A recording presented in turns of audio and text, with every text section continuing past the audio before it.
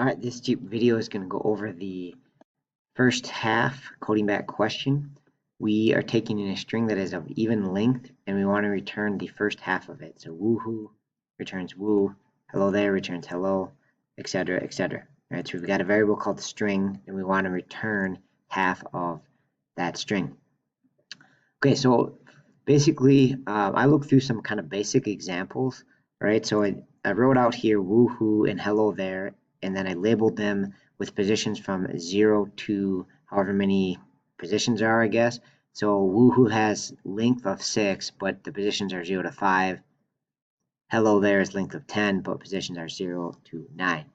So I sort of know that, like, intuitively, that like length of this is 6, but I actually want to return, like when I want to do my substring call, I want to return from position 0, and then to get woo, remember you have to go 1 past. So I actually want to do sub 0 to 3. Sorry, I kind of drew that poorly there.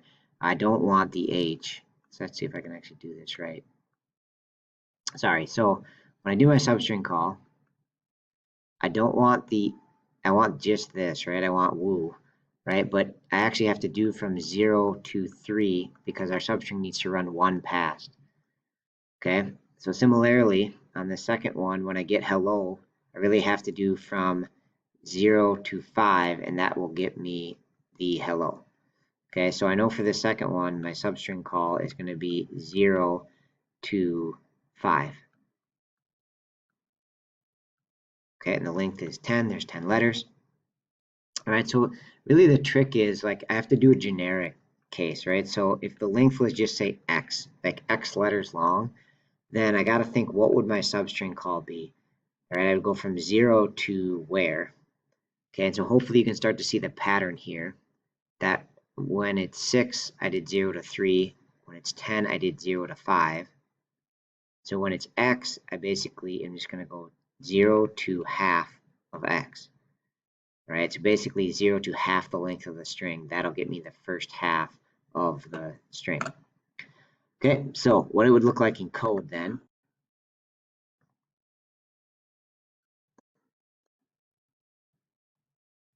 Sorry, my thing is freaking out here. But what would it look like in code would be, I would just get the length of the string first.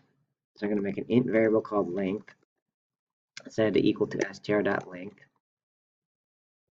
All right, that's going to be the length of the string. And then I'm going to make a new string to store the substring. So I'm just going to call it sub.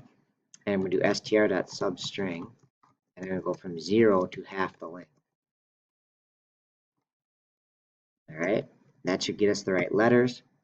And so I stored it in the variable called sub. And so the last step is I just need to return it. Okay, and again, oftentimes we are going to want to, instead of print it there like we normally do in our programs, for a method, we just hit return.